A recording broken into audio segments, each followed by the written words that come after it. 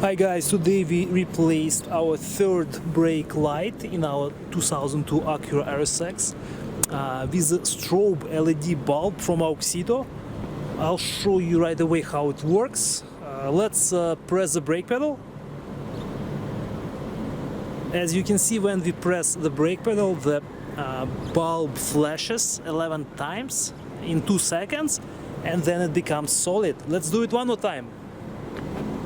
Let's press it again. Yes.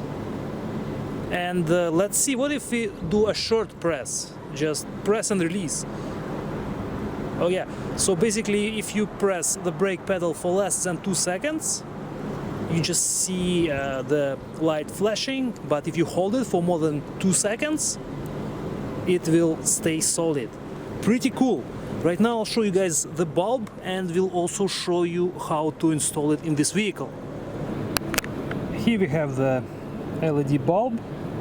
As you can see, it's full of LED elements. I believe there are 48 of these, and the color of this bulb is red. The size that it actually fits different sizes, but in our vehicle it's 7440, and we only needed one bulb for this third brake light. Set comes with two. If you guys like the product, I will leave the link in the description. Check it out. To install the bulb, we simply need to pull this cover off, and you will see the original bulb right here. Turn it counterclockwise to remove the base. So you have to turn this way, and this is our original bulb.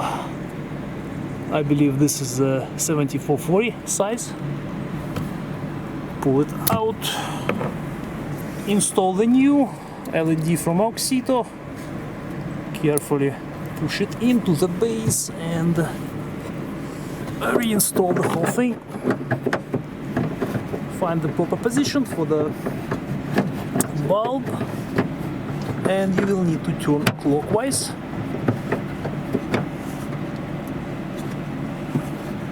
Until it clicks